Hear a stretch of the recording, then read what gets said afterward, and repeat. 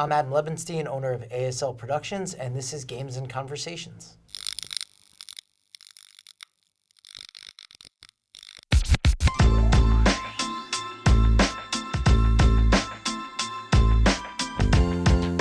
Welcome to the first ever episode of Games and Conversation. I am joined by Chris Ghent. How you doing, Chris? I'm good, how are you?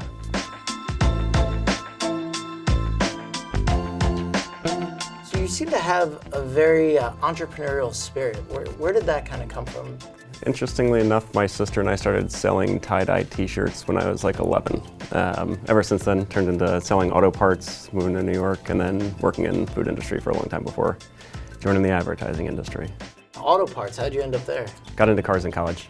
From the side hustles, I ended up having 6 cars in college. Didn't make a lot of sense, but worked a lot on them. Ended up building like a almost 700 horsepower 03 Cobra.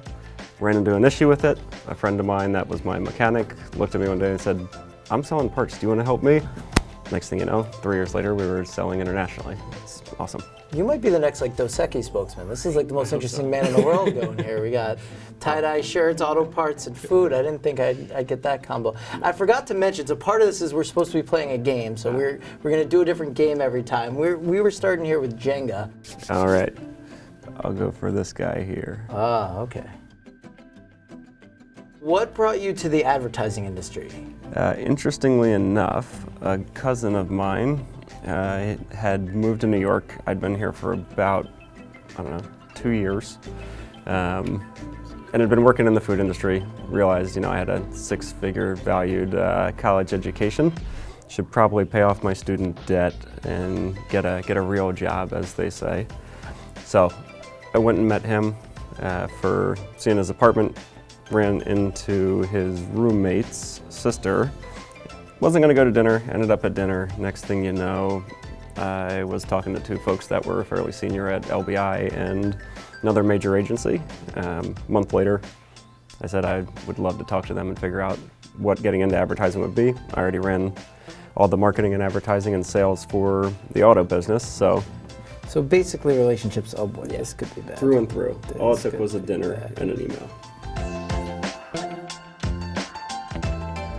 I mentioned you're an entrepreneur. You've mentioned how many different lines of businesses you've kind of worked across. What did you love about advertising? What about the industry sort of played to that, those things that your different interests? Nonprofit was always good. Clearly doesn't pay the bills. We got to do some interesting stuff in partnership with, the folks that run the big game, but I think shoe brand. That's another passion of yours, right? Yeah, I'm a little bit of a sneakerhead, but they were an awesome client. All right, so now you've recently moved into the blockchain space. So I jumped into the blockchain space. Most folks associate with crypto, but we're doing some interesting work in the rights royalty and revenue management space for entertainment. Okay.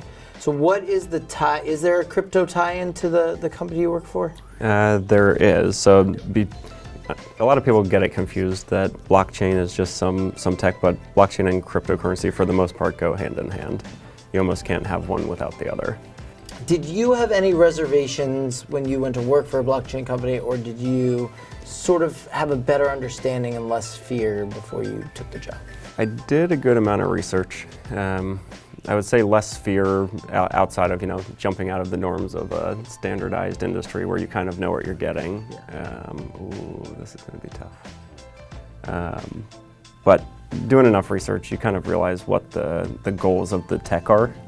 And I think that's where the majority of the incentive to go play in that space is, because you can get past the fears of what most people say. They think crypto, they think it's going to be something that's going to kind of evaporate or disappear or is scams or drug money. When you realize what the tech can actually do and the benefits it could provide, it's actually pretty compelling.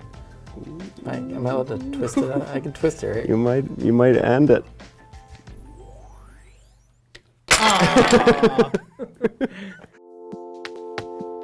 So What is blockchain? Like, what is it? So for the most part, it's a decentralized ledger, but you can essentially track transactions in real time and do it in a decentralized way. So tell me about the entertainment side. How does blockchain relate to your current employer?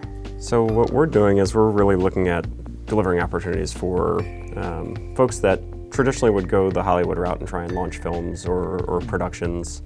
What we're trying to do is create a decentralized system that folks can actually take their own IP to market, but the most important part would be the rights royalty and revenue management piece. The more hands in the pot, the less money for the actual artists, leading to actual more starving artists. At least that's my point of view. So let's use this show as an example of how it works. So we're gonna post this Games in Conversation. 10 million people are gonna watch it, all on your company's network. Yep.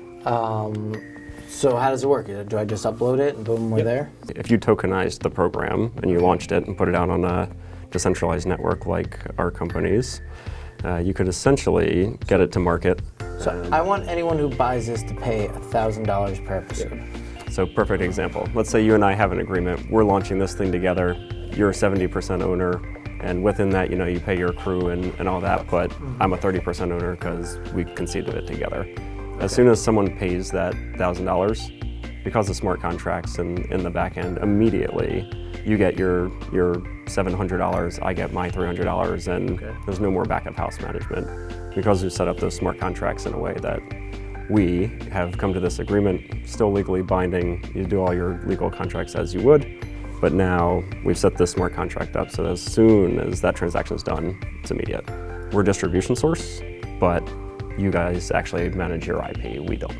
So why would I want to post my content there as opposed to Netflix? I'm going to go first this time because that's what you won last time.